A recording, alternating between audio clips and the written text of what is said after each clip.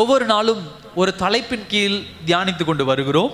இந்த 5வது நாள் நாம் தியானிக்கிற தலைப்பு என்னவென்று சொன்னால் சுவிசேஷம். என்னங்க? சுவிசேஷம். ஒருவர் எடுத்து வாசிங்க. ரோமர் 1ஆம் அதிகாரம், ரோமர் 1ஆம் அதிகாரம் 16ஆம் வசனத்தை வாசிங்களேன்.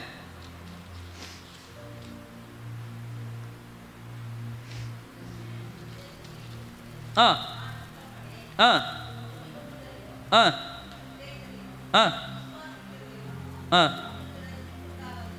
ஆ ஹல்லேலூயா. ரொம்ப பிடிச்ச ஒரு வார்த்தை. கிறிஸ்துவின் சுவிசேஷத்தை குறித்து நான் என்னப்படேன்? வெட்கப்படேன். ஹல்லேலூயா. I am not ashamed.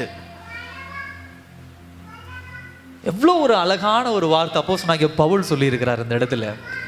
இந்த வெட்கப்பட மாட்டேன் அப்படிங்கிற வார்த்தைக்கு உண்டான அர்த்தம் என்னன்னா, ஒரு ஃபீலிங், கில்ட் அப்படிம்பாங்க, ஒரு குற்ற உணர்ச்சி, இல்லை ஒரு எம்ப்ரேஸ்மெண்ட் அப்படின்னு சொல்லுவாங்க. ஐயோப்பா இது ரொம்ப கஷ்டமாக இருக்குடா, ஒரு மனுஷனுக்கு முன்னாடி போய் நின்று தேவ நாமத்தை அறிவிக்கிறது அப்படின்னு சில பேர் அப்படி இருக்கலாம். நான் கிறிஸ்தவன் வெளியே சொன்னாவே வெட்கக்கேடா இருக்குப்பா, என்ன சேர்த்துக்க மாட்டாங்க உங்கள் குரூப்பில், ஒரு சந்தோஷமாக இருக்க முடியாது, இப்படின்லாம் யோசிக்கிறது உண்டு. ஆனால் பவுல் சொல்கிறாரு, நான் வெட்கப்பட மாட்டேன்.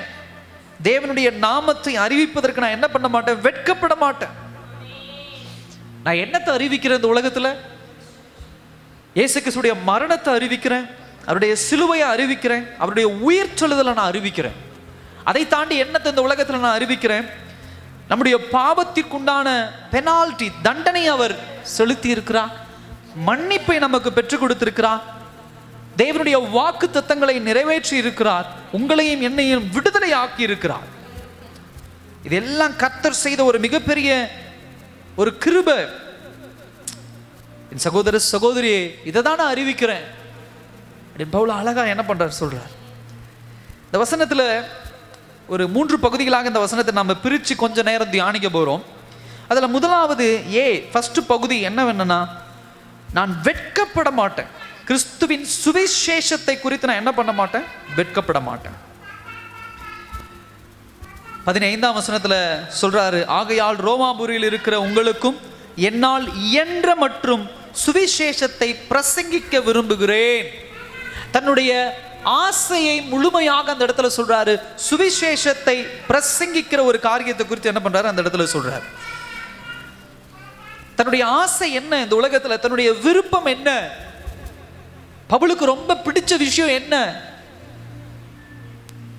சகோதர சகோதரியே, இந்த காலை வேளையில இந்த உலகத்துல நாம் எதை ரொம்ப ஆசையா பிடிச்சு ரொம்ப விருப்பமா செய்யறோமோ அதை குறித்து நம்ம வெட்கப்பட மாட்டோம். எனக்கு பிடிச்சிருக்கு, நான் அதை செய்யறேன், எனக்கு சந்தோஷமா இருக்கு அந்த காரியத்தை செய்யறேன். அதை சில பேர் குறை சொல்லுவாங்க. ஒரு பிடித்த நகையோ, பிடித்த சாரியையோ, இல்லை பிடித்த வாகனத்தையோ ஓட்டிக்கிட்டு போகும்போது பல பேர் அதை குற்றம் சொல்லலாம். என்ன ட்ரெஸ் அசிங்கமா இருக்கு, என்ன இந்த மாதிரி இருக்கு. நம்ம சொல்லுவோம், எனக்கு பிடிச்சதியா, நான் அதை குறித்து கவலைப்பட மாட்டேன், யார் என்ன வேணா சொல்லிட்டு போறாங்க அப்படின்னு உலகத்தில் நம்ம சொல்றது உண்டு. அதே போலதான் சுவிசேஷம் என்பதே என்னுடைய ஆசை. அல்லேலூயா. அதை குறித்து சொல்லும் பொழுது பல பேர் என்னை குற்றம் சுமத்தலாம். பவுல் படாத பாடுகள் இல்லை. இந்த சுவிசேஷத்தின் நிமித்தம் பவுல் பல கடினமான பாதைகளை அவர் என்ன பண்ணியிருக்கிறார்? கடந்து வந்திருக்கிறார். ஜெயிலில் பிடிச்சு போட்டிருக்காங்க, சிறைச்சாலையில் அடைக்கப்பட்டிருக்கிறார் அவர். அப்புறம் பல கிராமங்களில் அவர் துரத்தப்பட்டிருக்கிறார், அடிக்கப்பட்டிருக்கிறார், மரணமாகிற வரைக்கும் கல்லறிந்து அவர் என்ன பண்ணியிருக்கிறாங்க? அடிச்சிருக்கிறாங்க. சில இடங்கள் அவரை சிரிச்சு எள்ளி நகையாடி இருக்கிறாங்க, முட்டாள் என்று சொல்லியிருக்கிறார். ஆனா இது எந்த காரியமும் பவுல் சொல்லுகிற சுவிசேஷத்தை என்ன பண்ணல? நிறுத்தல. ஹல்லேலூயா. அவர் நிறுத்தல. இது எல்லாமே இந்த உலகம் பயன்படுத்துகிற விஷயம். எப்படியாவது நாம் சுவிசேஷத்தை அறிவிக்க விடாதபடி என்ன பண்ணும்? இதை நிறுத்த வேண்டும் என்று சொல்லி. ஏன்னா அப்போஸ்தலனாகிய பவுலுக்கு தெரியும், கர்த்தர் என்னை அப்பாயின்மெண்ட் பண்ணியிருக்கிறார். ஹல்லேலூயா. கர்த்தர் என்னை நியமித்திருக்கிறார் இந்த உலகத்திற்கு சுவிசேஷத்தை கொண்டு சொல்வதற்கு. ஹல்லேலூயா. எனக்குண்டான வேலை அதுதான், எனக்குண்டான பணி அதுதான். கர்த்தர் என்ன நியமித்திருக்கிறார். கடவுள் என்ன நியமித்திருக்கிறார்? Who is God? கடவுள் யார்? வானத்தையும் பூமியும் படைத்தவர். கொஞ்சம் யோசிச்சு பாருங்க. அவர் நினைச்சா சுவிசேஷத்தை எப்படி வேணா கொண்டு போகலாம். மரம் பேச வைக்கலாம், செடி கொடிகளை பேச வைக்கலாம், பறவைகளை பேச வச்சிருக்கலாம். கடல் இருக்கக்கூடிய மீன்களை பேச வச்சிருக்கிறான். பிழையாமுடைய கழுதை பேசினது, அவைகள் வந்து சொல்லியிருக்கலாம் இயேசுவினுடைய நாமத்தை. அவைகளை எல்லாம் விட்டுட்டு எத்தனையோ ஜனங்கள், அறிவாளிகள் என்று சொல்லக்கூடிய படித்த மேதக ஆட்களை சுவிசேஷத்தை சொல்ல வச்சிருக்கலாம். ஆனா ஒன்றுத்துக்கும் பிரயோஜனமற்ற என்னை, பேசவே தெரியாத என்ன கர்த்தர் என்ன பண்ணுகிறார்? அவருடைய நாமத்தை அறிவிக்க பயன்படுத்துகிறார். அல்லேலூயா. கர்த்தர் யார் என்று புரிந்து கொண்டோம்னா சுவிசேஷத்தை குறித்ததான அந்த சீரியஸ்னஸ் நமக்குள்ள என்ன பண்ணும்? வெளியில வரும். மோசேயுடைய வாழ்க்கை அதுதான். மோசே கேட்கிறான், ஆண்டவரே நான் மந்த நாவும் திக்கு வாய் ஆண்டவரே, நான் போய் என்ன பேசுவார்? இல்லப்பா, உன்னதான் தேர்ந்தெடுத்திருக்கிறேன். கர்த்தருடைய தேர்ந்தெடுத்தெல்லாம் பாருங்களேன். தாவீது சின்ன பையன், பேதுரு ஒரு படிப்பறிவே இல்லாத ஒருத்தன், பெரிய பெரிய மேதக ஆட்கள், ஞானிகள், பணக்காரர்கள், வசதி படைத்தவர்கள் எல்லாம் பேதுருக்கு கீழே உட்கார்ந்து அவருடைய வசனத்தை என்ன பண்றாங்க? கேட்கிறாங்க. குடும்பத்தால் புறம் தள்ளப்பட்டவன் யோசேப்பு, தேவன் பயன்படுத்துறதெல்லாம் எரேமியாவை பார்க்கிறோம். ஆனா சின்ன பையன், ஆண்டவரே எனக்கு ஒன்றும் பேச தெரியாது. இல்லப்பா, ஒன்னதான் பயன்படுத்த போறேன். அல்லேலூயா. அதே போலதான் இந்த காலகட்டத்தில் சுவிசேஷம் அறிவிக்க கர்த்தர் உங்களை என்னையும் தான் தேர்ந்தெடுத்திருக்கிறார். உங்களை என்னை தான் அப்பாயின்மெண்ட் பண்ணியிருக்கிறார். நம்ம அதை குறித்து வெக்கப்பட தேவையில்லை, அதை குறித்து கவலைப்பட தேவையில்லை. Yes, we have to go to some trials. நம்ம நிறைய விதமான சோதனைகள் மத்தியிலே, பாடுகள் மத்தியிலே கடந்து போய் தான் ஆகணும். நம்மளை முட்டாள் என்றுவார்கள், நம்ம எள்ளி நகையாடுவார்கள், நம்மளை கிண்டல் பண்ணுவாங்க. ஆனா இவை எதுவும் நான் சுவிசேஷம் அறிவிப்பதை நிறுத்த முடியாது. அல்லேலூயா. நான் தேவனுடைய பிள்ளை என்று சொல்லுவதை நிறுத்த முடியாது. தேவன் எனக்கு செய்த நன்மைகள் இவை என்று சொல்லி அறிவிப்பதை ஒன்றும் நிறுத்த முடியாது. எஸ் காட், என்ன கடவுள் என்ன தேர்ந்தெடுத்திருக்கிறாரியா? என் ராஜா என்ன தேர்ந்தெடுத்திருக்கிறார்? என்னை விட படித்தவங்க உண்டு, என்னை விட ஞானிகள் உண்டு, என்னை விட வசதி படைத்தவர்கள் உண்டு, என்னை விட அழகாய் பேசக்கூடியவர்கள் உண்டு. அவர்கள் எல்லாம் விட்டு விட்டு என்ன தேர்ந்தெடுத்திருக்கிறார் அப்படின்னு சொன்னா எவ்வளவு பிரிஃபரன்ஸ் ஆண்டவர் எனக்கு கொடுத்திருப்பார், எவ்வளவு ஒரு முதன்மையான இடத்தை கர்த்தர் எனக்கு என்ன பண்ணியிருக்கிறார்? கொடுத்திருக்கிறார். தேவ ஞானம் எனக்கு உங்களுக்கு வெளிப்பட்டிருக்கு. அல்லேலூயா. கர்த்தருடைய ஞானம், படைத்த கடவுளுடைய ஞானம். ரட்சிப்பு என்றால் என்ன, இயேசு கிறிஸ்து யார், சிலுவை என்றால் என்ன, ரத்தம் என்று சொன்னால் என்ன, படித்தவர்கள் கூட புரிந்து கொள்ள முடியாது. ஞானிகள் என்று சொல்லக்கூடிய ஜனங்கள் கூட இயேசுவை ஏற்றுக்கொள்ள முடியல. ஆனால் முட்டாள்களாகவும் பேதைகளாகவும் இருக்கிற நீங்களும் நானும் இந்த நாளில் கடவுளுடைய ஞானத்தை பெற்றிருக்கிறோம். அல்லேலூயா. படைப்பது எப்படி படைக்கப்பட்டது, வானம் எப்படி படைக்கப்பட்டது, பூமி எப்படி படைக்கப்பட்டது, கடவுள் தேவன் என்னோடு பேசுகிறது, எனக்குள்ளிருந்து பேசுகிறது, என்னை வழி நடத்துகிற விதங்கள். அல்லேலூயா. தேவ ஞானம் கர்த்தர் உங்களுக்கு எனக்கு சும்மா இருக்க முடியாது. கர்த்தருடைய ஞானத்தை வச்சு நம்ம என்ன பண்ண முடியாது? சும்மா என்ன பண்ண முடியாது? இருக்க முடியாது. I have to preach. நான் என்ன பண்ணணும்? பிரசங்கம் பண்ணணும். அப்ப கடவுளுடைய ஞானம் எனக்குள்ளாக இருக்கும் பொழுது, கடவுள் யார் என்பதை நான் புரிந்து வைத்திருக்கிறேன் அப்படின்னா, முதலாவது எனக்குள்ள பிறக்கக்கூடியது அதை யாருக்கிட்டையாவது பகிர்ந்து கொள்ள வேண்டும் என்கிற ஆசை. இரண்டாவது எனக்குள்ள என்ன பிறக்கும்? தைரியம் பிறக்கும். அல்லேலூயா. வானத்தை எப்படியா படைச்சாரு? பூமியை எப்படி படைச்சாரு? மனுஷனை எப்படி படைச்சாரு? இதெல்லாம் எனக்கு தெளிவா தெரிஞ்சிருச்சுன்னா, அதெல்லாம் நம்புறேன்னா எனக்கு உண்டான தைரியம் என்ன? நான் எதை குறித்து கவலைப்படணும்? நான் சொல்ற விஷயங்கள் சில பேருக்கு கேலியும் கிண்டலா இருக்கலாம். இயேசு கிறிஸ்து சிலுவையில் அடிக்கப்பட்டது, இயேசு கிறிஸ்து கொண்டு போய் கல்லறையில வைக்கப்பட்டது, இயேசு கிறிஸ்து மரணத்தில் இருந்து எழும்பினார் என்பதை கிரகித்து கொள்ள முடியாத அளவுக்கு உலக ஜனங்கள் இருக்கலாம். ஆனால் அது அத்தனையும் ஆழமாக புரிந்து கொண்டவன் நான் என்று சொன்னால் கர்த்தர் என்ன சும்மா விட மாட்டார். அல்லேலூயா. எனக்கு அதை புரிய வச்சிருக்கிறாருன்னா அதை என்ன ஆண்டவர் என்ன பண்ண மாட்டார்? சும்மா விட மாட்டார். யோசித்து பாருங்க, நம்முடைய சிந்தனையில அப்படிப்பட்ட ஒரு போல்ட்னஸ், அப்படிப்பட்ட ஒரு தைரியம் வருதா? பவுல் சுவிசேஷம் அறிவிக்கிற இந்த காலம் ஏதோ ஒரு ஒரு ஒரு ஒரு ஆசீர்வாதமான ஒரு காலம், ஒரு செழிப்பான ஒரு காலம் அப்படிலாம் கிடையாது. அடிக்கப்பட்டு, நொறுக்கப்பட்டு, வேதனைப்படுத்தப்பட்டு, குற்றரும் கொலையுருமாக தாக்கப்படுகிற ஒரு காலகட்டம் அந்த காலகட்டம். சொல்றாரு, நான் அதை குறித்து கவலைப்பட போறதில்லை. என்னால சும்மா இருக்க முடியாதுங்க. என்னால சும்மா என்ன பண்ண முடியாது? இருக்க முடியாது. சுவிசேஷத்தை அறிவித்து கொண்டே இருப்பேன். ஹல்லேலூயா. சுவிசேஷம் அறிவிக்க பாஸ்டர் ஒரு 1000 பேத்துக்கு முன்னாடி நின்று என்னால் பேச முடியாது பாஸ்டர், நான் ரொம்ப பயந்த சுவாபம் உள்ளவன், ஊரா போய் சொல்லுகிற அளவுக்கு எனக்கு ஞானம் கிடையாது. உங்களுக்கு ஒரு விஷயம் தெரியுமா? சுவிசேஷம் சொல்லணும்னு நீங்க முடிவு பண்ணிட்டீங்கன்னா அதற்குண்டான வாய்ப்புகளை கர்த்தர் உங்களுக்கு ஏற்படுத்துவார். அல்லேலூயா. உங்கள் வீட்டில் சொல்ல வைப்பார், உங்கள் உறவினர்களில் சொல்ல வைப்பார், பக்கத்து வீட்டுக்காரங்க அவங்க வந்து உட்காருவாங்க உங்ககிட்ட உட்காந்து சொல்லுவாங்க, ஏம்மா என்னம்மா ஏதுமா.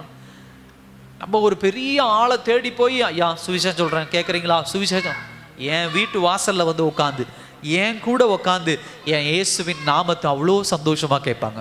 பிடிங்க அவங்களுக்கு ஆண்டவருடைய சுவிசேஷத்தை சொல்லுங்க, அவங்களுக்காக ஜெபிங்க, அவங்களுக்காக உபவாசம் இருங்க. அது உங்களுக்கு கொடுத்த வாய்ப்பு, கர்த்தர் ஆப்பர்ச்சுனிட்டி, வாய்ப்புகளை கர்த்தர் உருவாக்கி கொடுக்கிறார். எனக்கு ஒரு பெரிய ஸ்டேஜ் வேண்டாம், எனக்கு ஒரு பெரிய இது வேண்டாம். சுவிசேஷம் என்பது நற்செய்தி. நல்லா கவனிங்க, சுவிசேஷம் என்பது நற்செய்தி. ஆனால் நல்லா புரிந்து கொள்ளுங்க, ஒரு நல்ல செய்தியை, சுவிசேஷமாகிய நல்ல செய்தியை அறிவிப்பதற்கு முன்னாடி ஒரு மனிதனத்தில் ஒரு கெட்ட செய்தியை அறிவிக்கணும். ஏன்னா கெட்ட செய்தி என்ன என்று புரிந்து கொண்டால் தான் நல்ல செய்தியினுடைய மகிமை என்ன என்பது என்ன பண்ண முடியும், புரிய முடியும். அப்ப என்னங்க ஐயா கெட்ட செய்தி அப்படின்னு சொன்னா, நம்முடைய பாவம் என்ன, நாம் செய்து கொண்டிருக்கிற தவறுகள் என்ன, பாவத்தினுடைய விளைவு என்ன, பாவத்தினுடைய அதனுடைய தண்டனை என்ன, பாவம் எப்படி நம்மளை குற்றிரும் கொலையுருமாக ஆக்கி கொண்டு இருக்கிறது, குடும்பத்தை எப்படி பிளவுபடுத்தி கொண்டு இருக்கிறது, இது எல்லாம் அவங்க புரிய ஆரம்பிச்சாங்கன்னா, ஐயோ இவ்வளவு கொடூரமான ஆளா நான், எனக்குள்ள இப்படிப்பட்ட பாவ காரியங்கள் இருக்கிறதா, இப்ப சொல்லுங்க நல்ல செய்தியை நான் என்ன பண்ணணும். ஹல்லேலூயா. சில நேரத்தில் நம்ம சொல்றது உண்டு, சுகர் சக்கரை ஒருத்தருக்கு வியாதி வந்துருச்சுன்னா இதை சாப்பிடாதீங்க அதை சாப்பிடாதீங்க, சக்கரை இப்படி அரிசி சாப்பிட்டா உங்களுக்கு சக்கரை வந்துடும், இதை சாப்பிட்டா சக்கரை வந்துடும், அதை சாப்பிட்டா சக்கரை வந்துடும். உடனே அவங்க அடுத்து அப்ப நான் என்னங்க சாப்பிடணும், ஹல்லேலூயா, இதை சாப்பிடக்கூடாதுங்கிறீங்க அதை சாப்பிட, நான் என்னங்க சாப்பிடட்டும், அந்த கேள்வி வரும். அது மாதிரி நான் பாவின்னு சொல்றீங்க, எனக்குள்ள இப்படிப்பட்ட ஆமாம் எனக்கு கோபம் வருது, என்னோட குடும்பத்தில் சந்தோஷம் இல்லை, கணவன் மனைவிக்குள்ள அன்பு பாசம் இல்லை, பிள்ளைகள் சொல் பேச்சு கீழ்ப்படிய மாட்டேங்கிறாங்க, குடும்பம் ஆசீர்வாதமாக இல்லை, எப்போ பார்த்தாலும் சண்டையாக இருக்குது, இதெல்லாம் பாவத்தினால் வருகிற விளைவுகள் அப்படின்னு. ஆமாம் என் குடும்பத்தில் இருக்குது, இப்போ நான் என்ன பண்ணட்டும்? இப்போ நல்ல செய்தியை சொல்லுங்க. ஹல்லேலூயா. கர்த்தர் நமக்காக வந்திருக்கிறாருமா, நம்முடைய பாவங்களை எல்லாம் முற்றிலுமாக அவர் கழுவி இருக்கிறார், நமக்குள்ள இருக்கக்கூடிய பாவமான அழுக்கான காரியங்கள் அவர் தூக்கி எறிந்திருக்கிறார் என்று சொல்லி சுவிசேஷத்தை நீங்க போல்டா அறிவிங்க. ஆனால் ஒரு காரியம், ஒருபோதும் சுவிசேஷத்தை என்ன பண்ணிடக்கூடாது அப்படின்னு சொன்னால், வாட்டர் தண்ணி கலந்து பாலில் தண்ணி கலந்து கொடுத்தா என்ன ஆகும் அப்படின்னு சொன்னால் அந்த பாலுடைய தன்மை கெட்டு போயிடும். அதுபோல் சுவிசேஷத்தை அறிவிக்கும் பொழுது தண்ணி கலந்துடக்கூடாது. இன்றைக்கு உபதேசங்கள் அப்படி தான் தண்ணி கலக்கப்படுது. எது இல்லை இல்லை, இது இப்படி சொன்னால் அவங்க சந்தோஷப்படுவாங்க, இல்லை இப்படி சொன்னால் அவங்க குஷியாக இருப்பாங்க, இல்லை இப்படி சொன்னால் அவங்க குதிச்சு பாடுவாங்க, இப்படி சொன்னால் சபைக்கு ஆட்கள் அதிகம் வருவாங்க, அவங்கள உலகத்து மனுஷனாவே வச்சிருக்கணும், அப்படியே கொஞ்சம் கொஞ்சமா உங்களுக்கு சுவிசேஷத்தை என்ன பண்ணணும் சொல்லணும். அதுவும் அவங்க ஒரு லிமிட் அளவுக்கு தான். ஹல்லேலூயா. அப்படிப்பட்ட உபதேசம் அல்ல. தைரியமா சொல்லுங்க தேவனுடைய சத்தியத்தை, தேவனுடைய அவர் என்ன வச்சிருக்கிறார், அவர் என்ன கேர் வச்சிருக்கிறார், அவர் எப்படிப்பட்ட காரியங்கள் வச்சிருக்கிறார். ஹல்லேலூயா. நம்ம ஒரு குறித்து கவலைப்பட போறதில்லை. ஏன்னா நம்மளுடைய சொகுசுக்காக சுவிசேஷத்தை அறிவிக்கல, நம்முடைய பாதுகாப்புக்காக அறிவிக்கல, நம்ம பிரபலமாகணும் அப்படின்னு சொல்லி சுவிசேஷத்தை அறிவிக்கல. அதனால அதை குறித்து நம்ம கவலைப்படுதல். சொல்ல வேண்டிய விஷயத்தை சரியா சொன்னா போதும். சில நேரங்களில் சுவிசேஷத்தை அறிவிக்கும் பொழுது மற்ற அவர்களுடைய உலகபூர்வமான மற்ற நம்பிக்கைகளை நீங்க அதை பத்தி குறை சொல்ல வேண்டாம், அது நமக்கு தேவையில்லாத வேலை. அவர்கள் வணங்கி கொண்டிருக்கிற கடவுள்களை குறித்தோ அதெல்லாம் நம்ம பேசவே கூடாது. அது அவர்களுடைய நம்பிக்கை, சந்தோஷமா அவங்க வச்சுக்கிட்டோம். நீங்க சொல்ல வேண்டியது உங்க கர்த்தர் யாருன்னு மட்டும் சொல்லுங்க, அவர் என்ன செஞ்சாருன்னு சொல்லுங்க, அவர் எப்படி உங்களை வழி நடத்தினார் சொல்லுங்க. இது சொன்னா போதும். எடுத்த உடனே அவங்களை குறித்து அந்த குறைய பேசிட்டு அதை தப்பு அதெல்லாம் தேவையில்லை. அந்த அந்த அந்த விஷயத்துல ஸ்டடியா இருக்கு. சகோதர சகோதரி, கர்த்தர் எனக்கு என்ன செய்திருக்கிறார் அதுல காம்ப்ரமைஸ் பண்ணாதீங்க. இல்லை உங்கள் கணவர் கஷ்டப்பட்டு உழைச்சதுனால தானே நீங்கள் வந்து சம்பாரிச்சிங்க, உங்கள் பிள்ளை கஷ்டப்பட்டு உழைச்சதுனால தான் நீங்கள் சம்பாரிச்சிங்க, உங்கள் வீட்டில் வந்து உங்களுக்கு இது கிடைச்சதுனால தானே சம்பாரிச்சிங்க அப்படின்னு அவங்க சொல்கிறாங்கன்னா அதில் காம்ப்ரமைஸ். ஆமாங்க கர்த்தர் உதவி செஞ்சார், இருந்தாலும் நான் ரொம்ப ஒழுக்கமுள்ளவங்க, நான் ரொம்ப அமைதியான ஆளுங்க, நான் இரவும் பகலும் அப்படி ரத்தம் சிந்தி கஷ்டப்பட்டேங்க, அதுதான் காம்ப்ரமைஸ். இல்லை, கர்த்தர் தான் செய்தார், கர்த்தர் தான் கதவை திறந்தார், கர்த்தர் தான் என்னை வழி நடத்தினார், கர்த்தர் தான் எல்லாமே. கர்த்தர் ஆணாகட்டும் பெண்ணாகட்டும் குழந்தைகளாகட்டும் வாலிபர்களாகட்டும் யாருக்கிட்டையும் அஷேம் ஆகல, வெட்கப்படாம சுவிசேஷத்தை என்ன பண்ணார், அறிவித்து கொண்டே இருந்தார். ரெண்டாவது விஷயம் பாருங்க, அவர் என்ன சொல்றாரு, அவனுக்கு ரட்சிப்பு உண்டாவதற்கு அது தேவ பலனா இருக்கிறது. ஹல்லேலூயா. அது தேவ பலன். சுவிசேஷம் என்பது ஒரு மனிதனுடைய வாழ்க்கையிலே அது தேவ பலன். என்ன பலன் அப்படின்னு சொன்னா, அவனுடைய வாழ்க்கையை மாற்றுகிற, அவனுடைய வாழ்க்கை முழுதுமாக புரட்டி போடுகிற ஒரு சந்தோஷத்தை கொடுக்கக்கூடிய ஒரு காரியம். சுவிசேஷத்தின் உண்டான பலன் என்ன? பாவம் அவனுக்குள்ள இருந்தது, அதை முற்றிலுமாக வேரோடு பிடுங்கி நித்திய வாழ்க்கை அவனுக்கு முழுவதுமாக என்ன பண்ணிருக்கு, கொடுத்திருக்கு. இந்த உலகத்துல ஜனங்கள் தன்னுடைய முழுமையான வாழ்க்கையும் இந்த தேடுதலையும் இழந்து போறாங்க. சந்தோஷம் எங்க கிடைக்கும், நிம்மதி என்ன கிடைக்கும், செத்து போனா நாளைக்கு பரலோகம் போக முடியுமா, சொர்க்கம் போக முடியுமா, இதெல்லாம் தேடி தேடி தேடி அவங்க வாழ்க்கையில கண்டுபிடிச்ச ஒரு விஷயம் என்ன தெரியுமா? ஜீரோ தான். திருப்தி கிடையாது. உங்களுக்கு ஒரு சாட்டிஸ்ஃபேக்ஷன் இருக்காது. என்ன செய்யணுமோ, ஐயோ இன்னும் நான் செய்யணுமோ, ஐயோ நான் இதை இன்னும் பார்க்கணுமோ, ஐயோ நான் இன்னும் இதை அப்படி பண்ணணுமோ, இன்னும் நான் இதை செய்யணுமோ அப்படின்னு சொல்லி அவர்கள் ஓடிக்கொண்டே இருக்கிறார்கள்.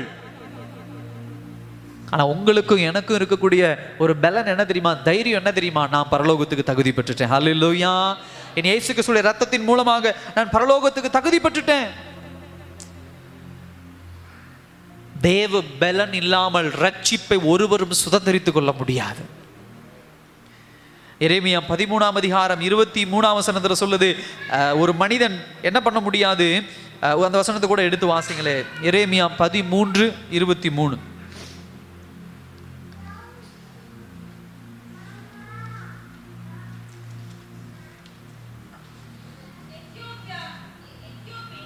எத்தியோப்பியன் தன் தோளையும் சிவிங்கி தன் புள்ளிகளையும் மாற்றக்கூடுமோ? கூடுமானால் தீமை செய்ய பழகின நீங்களும் நன்மை செய்யக்கூடும். அல்லேலூயா. பிறந்த பிறப்பில இயற்கை தன்மையாக உள்ள இந்த எத்தியோப்பியன் அப்படின்னு சொன்னா அவருடைய தோல் நிறம் என்னன்னா கருப்பு. இன்னைக்கு நம்மளும் அப்படிதான். யாருமே இன்னைக்கு ஒரு சில கலர்ஸை நம்ம விரும்புறோம். நம்முடைய கலர் மாறணும், அது குற்றம் கிடையாது, அது குறையும் கிடையாது. ஆனா நமக்குள்ள ஒரு ஆசை, நான் வெள்ளையாக மாறினா பரவாயில்ல, நான் கலராக மாறினா பரவாயில்ல, க்ரீமை போடுறோம், சோப்புகளை யூஸ் பண்ணுறோம்.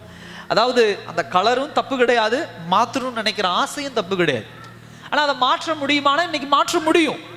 அதுக்கு ரொம்ப அட்வான்ஸ்டு டெக்னாலஜிலாம் வந்துருச்சு. தோலையே இன்னைக்கு என்ன பண்ணுறாங்க, டிரான்ஸ்ஃபர் பண்ணுறாங்க. மைக்கேல் ஜாக்சன் நம்ம பார்க்குறோம். அவர் உண்மையாக அவர் ஒரு கருப்பர், அவருடைய தோல் கருப்பு தோல், ஆனால் ஒரு முழுமையாக ஒயிட்டாக என்ன பண்ணுறாரு அவர் தெரிகிறார். ஏன்னா அந்த சர்ஜரி பண்ணியிருக்கிறார். அது இன்னைக்கு முடியுது. அதே போல சிவிங்கி அப்படின்னு சொன்னா சிறுத்தையினுடைய அந்த தோல் கலர், அதுல டாட் புள்ளி புள்ளியா இருக்கும். அந்த புள்ளியை மறைக்க முடியுமானா அதுவும் மறைக்கலாம். அப்ப இயற்கையாக இப்படிப்பட்ட காரியங்கள் மாற்ற முடியும் அப்படின்னு சொன்னா, இயற்கையாக பாவம் செய்கிற சந்ததியிலிருந்து பிறந்து வந்த நான் நன்மை செய்ய முடியுமா, பாவத்தை ஜெயிக்க முடியுமா அப்படிங்கிற ஒரு கேள்வி பிறக்குது. பாத்தீங்கன்னா அங்கதான் பிரச்சனை. இதே மாறுதுன்னா தீமை செய்ய பழகி கொண்ட நாம் நன்மை செய்ய முடியும். அல்லேலூயா. அது எப்படின்னு சொன்னா தேவன் கொடுக்கிற ரட்சிப்பின் பலன். அல்லேலூயா. நமக்குள்ள ஏற்படுகிற மாற்றம் அது. ஒரு மனிதனுடைய நேச்சர், அவனுடைய இயற்கை தன்மை எப்படிப்பட்டதாக இருக்குது? பாவத்திலே பிறந்தவனாக இருக்கிறான். பாவமான காரியம் அவனுக்குள்ள விதைக்கப்பட்டிருக்கிறது. இப்படிப்பட்ட ஆவிக்குரிய வாழ்க்கை இல்லாதபடி, கடவுளோடு சேர முடியாதபடி இருக்கிற அந்த மகன் இப்பொழுது என்ன பண்றான்? கர்த்தரோடு இணைவதற்கு அது ஒரு மிகப்பெரிய பிரயோஜனமா இருக்கு. நல்ல ஆண்டவர்கிட்ட சொல்லுங்க, அப்பா கர்த்தர் ஒரு மனுஷனுடைய வாழ்க்கை எப்படி மாற்றுகிறவராக என்ன பண்ணுகிறார் இருக்கிறார். ஆவிக்குரிய வாழ்க்கை அவன் என்ன செய்யணும், அவன் எப்படிப்பட்ட நற்கிரிகளை செய்யணும், எப்படி அவன் இந்த உலகத்துல வாழணும், அவனுக்கு எப்படி அடுத்த மனுஷங்களோடு இருக்கணும், எல்லாவற்றையும் கர்த்தர் என்ன பண்ண முடியும்? மாற்ற முடியும். அதுதான் ரட்சிப்பு.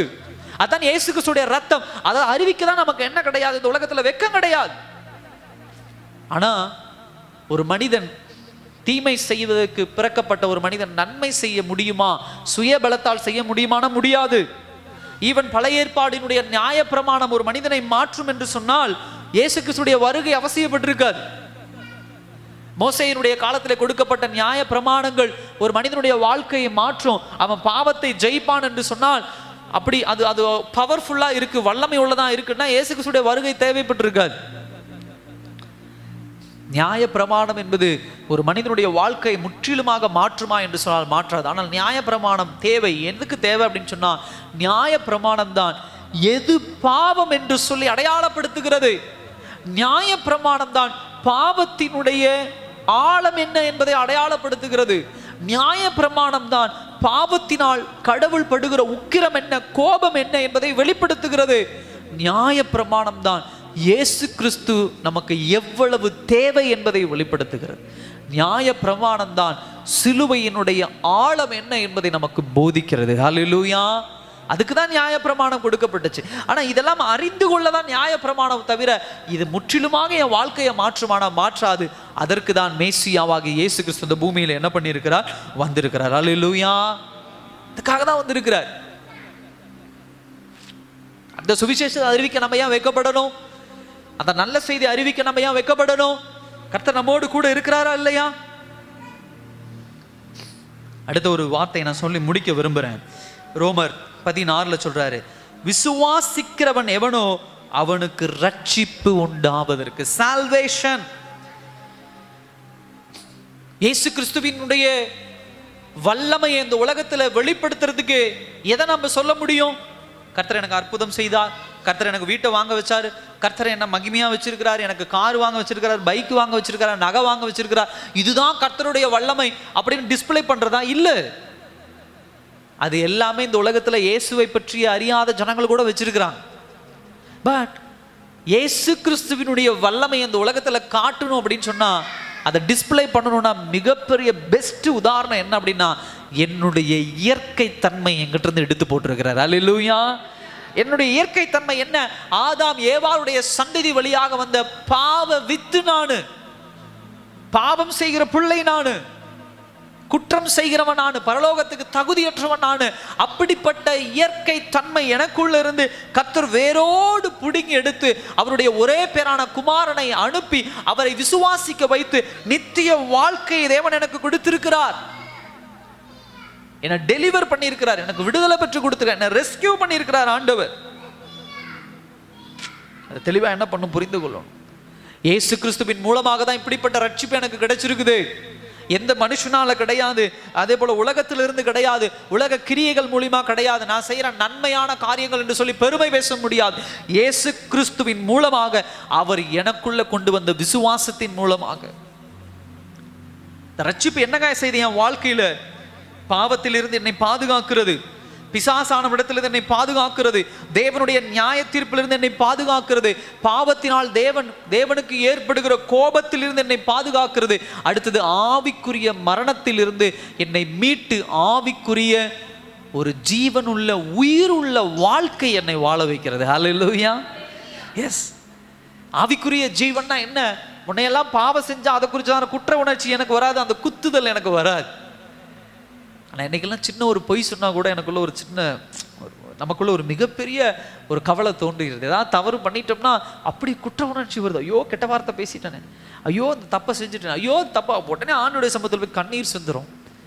இதுதான் ஆவிக்குரிய வாழ்க்கையில் நம்ம உயிரோடு இருக்கிறோம், ஏசப்பாவோடு நல்ல ஒரு கனெக்ஷன்ல இருக்கிறோம் அப்படிங்கிற வெளிப்படுத்துகிற ஒரு காரியம். இது எல்லாருக்கும் பொதுவானது. அது அழகா சொல்றாரு. என்ன சொல்றாரு அப்படின்னு சொன்னா 16ஆம் வசனத்துல, விசுவாசிக்கிறவன் எவனோ, ரொம்ப அண்டர்லைன் பண்ணுங்க அந்த வார்த்தையை, விசுவாசிக்கிறவன். சகோதர சகோதரியை, மனிதனாக பிறந்த நமக்குள்ள விசுவாசம் இல்லைன்னா ஒரு நிமிஷம் கூட அந்த உலகத்துல வாழ முடியாது. அல்லேலூயா. எந்த தைரியத்துல நீங்களும் நான் இங்க உட்கார்ந்து இருக்கிறோம்? சத்தமா சொல்லுங்க பார்க்கலாம். என்ன விசுவாசம்? தேவன் மேல விசுவாசம். அதை விட்டுருங்க, பிராக்டிக்கலா யோசிங்க. மேலே இவ்வளவு பெரிய ஆங்கில் போட்டிருக்குது, இவ்வளவு பெரிய ஷீட் போட்டிருக்குது, என்ன விசுவாசத்தில் உட்கார்ந்து இருக்கிறீங்க நீங்களும் நானும்? அது இல்லை, வேற. அம்மா வந்துட்டாங்க. உண்மையா கட்டடம் என்னன்னா, இது என் மேல விழாதுங்கிற நம்பிக்கை. இது கட்டடம் என் மேல விழ இல்லைன்னா எல்லாரும், பாஸ்டர் கல்டு விழுந்துச்சுன்னா போயிடுவேன் பாஸ்டர், நான் வெளியே அங்கே உட்காந்துக்கிறேன். பாஸ்டர் ஃபேன் போட்டால் பயம் வந்துடும். ஃபேன் அப்படியே சில நேரத்தில் யோசிக்கிறது உண்டு, அப்படியே ஃபேனு கல்டு அப்படி சுற்றிக்கிட்டே வந்து விழுந்துச்சுன்னா என்னாகும்? அப்படியே வந்து நம்ம தலையை அடிச்சு, ஐயோ எப்படி கொடூரம். வாகனத்தில் போகும்போது விபத்துகளை பார்க்குறோம், அந்த விபத்துகளை பார்த்து நமக்குள்ள ஒரு கேள்வி வரும். என்ன கேள்வி வரும்? வண்டியில் போய் அவர் அடிச்சு அப்படி தலை இப்படி ஆயிடுச்சு, கால் இப்படி ஆயிடுச்சு அப்படின்னு சொல்லிக்கிட்டே போய் நம்ம வண்டி எடுக்கிறோம். என்ன நம்பிக்கை? நான் ஆக்சிடென்ட் ஆக மாட்டேங்க ஐயா, ஆனால் அந்த ஆக்சிடென்ட் ஆகும், நான் ஆக மாட்டேன். சில நேரங்கள் 5 மணியில் அன்றைக்கி ஒரு அம்மா சொல்கிறாங்க, கேஸ் பற்ற வச்சு அந்த ஓட்டையாகி வெடிச்சிருச்சுங்க. சொல்லிக்கிட்டே அந்த அம்மா என்ன பண்ண, அரிசி கொடுங்க, போய் நான் கேஸில் என்ன பண்ணணும், குக்கரில் வைக்கணும். அல்லேலூயா. என்ன நம்பிக்கை! இப்படி நம்ம எல்லாருமே அப்படிதான். அப்ப விசுவாசம் இல்லாமல் இந்த உலகத்தில் தண்ணி குடிக்க முடியாது. பள்ளிப்பாளையம் பாலத்தில் ஏறி போகிறோம், கீழே பார்க்குறோம், அம்மா எவ்வளோ பெரிய தண்ணி, எவ்வளோ ஆழம், இது விழுந்தா செத்து போயிடுவாங்களாமே அப்படின்னு கேட்டு பாலத்தில் நிற்கிறோம். என்ன நம்பிக்கையில் நிற்கிறோம்? இடிஞ்சு விழுந்தா நம்மளும் போயிடுவோம். ஆனால் பாலம் இடிஞ்சு விழாது. அப்போ விசுவாசம் இல்லை அப்படின்னு சொன்னால் ஒரு ஸ்டெப் இந்த உலகத்தில் நம்ம எடுத்து வைக்க முடியாது. ஆனால் இயேசுவை நம்புறதுக்கு மாத்திரம் விசுவாசம் நமக்குள்ள, விசுவாசத்தை ஊற்றுங்க, இன்னும் விசுவாசத்தை ஊற்றுங்க, இன்னும் விசுவாசம் பலன் வரணும், இன்னும் விசுவாசம் பலன் வரணும் அப்படின்னு ஆண்டவர்கிட்ட கேட்குறோம். விசுவாசத்தில் குறைவுள்ளவர்களாக இருக்கிறோம். விசுவாசத்தில் குறைவுள்ளவன் கர்த்தரிடத்துல கேட்டு பெற்றுக்கொள்வது நல்ல விஷயம். ஆனால் எப்பயுமே குறைவுள்ளவனா நம்ம என்ன பண்ணக்கூடாது? குக்கர் மேலே வைக்கிற விசுவாசம், வண்டி மேலே வைக்கிற விசுவாசம், வீட்டு தார்ஸ் மேலே வைக்கிற விசுவாசம் கர்த்தர் மேலே முழுமையாக நம்மளால என்ன பண்ண முடியல, வைக்க முடியல. இந்த காலை வேளை ஆண்டவர்கிட்ட சொல்லுங்க, ஆண்டவரே விசுவாசிக்கிறவனுக்கு தான் ரட்சிப்பு. ஹல்லேலூயா. என்னத்தை விசுவாசிக்கிறான்? இயேசுன்னு ஒருத்தர் வந்தார், எனக்காக ரத்தம் சிந்தினார், எனக்காக இந்த உலகத்தில் அவருடைய சரீரத்தை கொடுத்தார், அவரை விசுவாசிப்பதனால் பரலோகம் எனக்கு சொந்தம். அதுதான் என் வாழ்க்கை. அதனாலதான் இந்த உலகத்துல வேதனைகளை சகிக்கிறோம், சுவிசேஷத்தை அறிவிக்கும் போது நகையாடுதலை சகிக்கிறோம், அதனாலதான் உபத்திரவங்களை சகிக்கிறோம். எல்லாமே அதனால, அந்த விசுவாசம் இருக்கிறனால தான். அந்த விசுவாசம் இல்லைன்னா இந்த உலகம் சொல்லுகிற காரியங்களுக்கு ஒத்து போகிற பிள்ளைகளா என்ன பண்ணிடுவோம், மாறிவிடும். என் வீட்டில் அரிசி இருக்குது பாஸ்டர், என் வீட்டில் பருப்பு இருக்குது, என் வீட்டில் கேஸ் இருக்குது, என் வீட்டில் என்ன, நான் சாப்பிட்டு நிம்மதியாக தூங்கி எந்திரிக்கிறேனே, நான் எதுக்கு இன்னொருவருடைய வீட்டில் போயோ இன்னொரு இடத்துல இயேசு நல்லவர், இயேசு உனக்கு சுகம் கொடுக்குறான்னு சுவிசேஷத்தை நான் அறிவிக்கணும்? ஏன் அப்படின்னா அதான் விசுவாசம். It's a faith. விசுவாசம் இல்லை என்று சொன்னால், உங்களுக்குள்ள முழுமையான விசுவாசம் இல்லைன்னா சுவிசேஷம் அறிவிக்கிற அந்த தன்மையே இருக்காது. ஏன்னா உங்களுக்குள்ளேயே உங்களுக்கே அந்த விசுவாசம் இல்லை. இயேசு சுகம் கொடுப்பார், இயேசு அற்புதம் செய்வார், இயேசு வியாதிகளை போக்குவார், இயேசு விசுவாசிக்கிற பரலோகம் போவாருங்கிற அந்த நம்பிக்கை, அந்த விசுவாசமே இயேசுவை குறித்து உங்களுக்குள்ள இல்லாதனால தான் வெளியே நம்ம என்ன பண்றதில்லை, சொல்றதில்லை. ஹல்லேலூயா. ஒருத்தர்கிட்ட ஒரு பொருளை குறித்து சொல்றோம், ஒரு சோப்பு வாங்குறீங்க ஒரு கடையில், அவங்க கிட்ட போய் சொல்றீங்க இந்த சோப்பு, ஒரு அம்மா பக்கத்து வீட்டுக்காரமோட உட்காந்து பேசுறீங்க, சோப்பு சூப்பராக இருக்குதுமா, சோப்பு அழுக்கு நல்லா போகுது, அப்படி கட்டியாட்டு இருக்குது அப்படிங்கிறத நீங்கள் எப்போ சொல்ல ஆரம்பிப்பீங்கன்னா, நீங்கள் உபயோகப்படுத்தி அது மேலே என்ன பண்ணுறது, நம்பிக்கை வந்தோம். நீங்களே இப்போ தான் கடையில் வாங்கிட்டு வரீங்க, நீங்களே அதை உபயோகப்படுத்தலை, அந்த அம்மாட்ட சொல்லுவீங்களா? அப்படி ஒருவேளை சொல்லி அந்த அம்மா சோப்பை வாங்கி, நான் வாங்கிட்டு வந்தேன், சோப்பு சூப்பர், யூஸ் பண்ணாமையே பக்கா அப்படி இப்படின்னு பொய் சொன்னோம்னா என்ன ஆகும்? அவங்க வாங்கிட்டு வந்து சோப்பு ஒரு வேளை அப்படியே குழஞ்சு போய் அழுக்கு போகாமல் அப்படிலாம் இருந்துச்சுன்னா கடைசியில் நம்மகிட்ட சண்டைக்கு வந்துடுவாங்க. அதனால தான் சில நேரத்தில் பயம் வருது, இந்த ப்ராடக்ட் அவங்ககிட்ட சொல்லலாமா போல. ஆனால் இயேசுவை குறித்து அப்படி கிடையாது. ஹல்லேலூயா. எனக்கு வியாதியை போக்குறேன், எனக்கு சுகம் கொடுத்துருக்கேன், என் குடும்ப சமாதானத்தை கொடுத்துருக்கார், எனக்கு சந்தோஷத்தை கொடுத்துருக்காரு, எனக்கு ஆசீர்வாதத்தை கொடுத்துருக்கிறார், என் பாவத்தை மன்னிச்சிருக்கிறார், எனக்காக ரத்தம் சிந்தி இருக்கிறார், கோப ஆக்கினை என் மேல இருந்து தூக்கி போட்டிருக்கிறார், பரலோகத்துக்கு என்னை தகுதிப்படுத்தியிருக்கிறார், எனக்காக அங்கே வீடு கட்டியிருக்கிறார். இதெல்லாம் கர்த்தர் செய்யும் பொழுது நான் ஏன் வெட்கப்படணும்? ஹல்லேலூயா. நான் ஏன் வெட்கப்படணும்? நான் சொல்றது பொய் இல்லையே, நான் சொல்றது உண்மைதானே? ஹல்லேலூயா. எல்லாரும் கண்களை மூடி தேவனை நோக்கி பார்க்கலாமா அந்த காலை வேளையில?